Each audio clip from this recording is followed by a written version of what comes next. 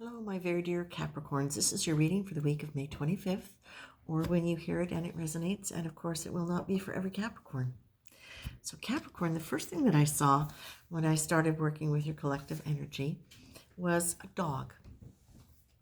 And I don't know if you've ever witnessed dogs doing this, where sometimes they'll dig a spot in the earth to create kind of like a little cradle for themselves, and then they'll nestle themselves into the earth. And that's what it feels like to me, is this feeling that you may be looking for that comfortable spot in your life that you're needing to create right now for yourself. The thing that's coming to mind also as I'm saying that is, it's not a big deep pit that you're digging. This dog is just creating a nice little curvy place for it to kind of snuggle up in. Why is it relevant? Well, there are two things that are relevant about it. The first thing that comes to mind is this: it's not a lot of work, it's quite shallow. But the second is that very often animals will seek out dirt and mud as a way to draw toxins from their bodies.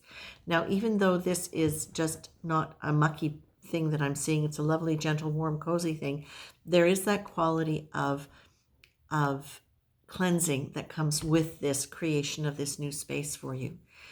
What I'm seeing also in this is, or what I'm being told in conjunction with this is, it is important for you right now, or it will be beneficial for you right now, Capricorn, for you to really get in touch with the earth element in yourself. You are an earth sign. You can be quite logical in your thinking and quite, I don't want to say linear, but of the earth signs, you are the ones that I often will associate more with that kind of do attitude and accomplishing things. And what I'm feeling with this is, it's like, take a break a little bit from feeling as though you need to push too hard, because as you do that, you can get a little bit more intellectual than perhaps guided by your feelings. And so it's the idea of, okay, so you don't have to figure everything out. You don't have to know exactly what you're doing. It's kind of like a dog. They pick a spot, they dig, they create it as they go along. They'll fit their bodies into it, and they'll dig as they need to fit their bodies into it. So this, for me, as I'm saying this with you, it's really allow yourself to not be critical of you, of who you are, of what you feel you need to do, of what you haven't done.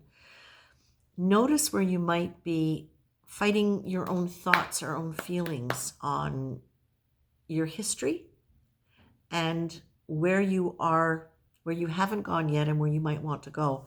Because what you don't realize all the time, Capricorn, is sometimes it takes a while for you to really integrate your emotions, and to really integrate them in the way where you have clarity of what it has brought you, what you have learned, and where you might want to go. I'm getting the resistance card here too, which doesn't always mean that you are in resistance, but it is telling you if there's a part of your life that's rubbing you the wrong way, then it's time to dig. And it's that quality of the same thing. I keep getting that image of the dog again. And it's the same thing with the dog. They'll dig a little bit, they'll lay in, and if it doesn't really work for them, they'll dig a little more.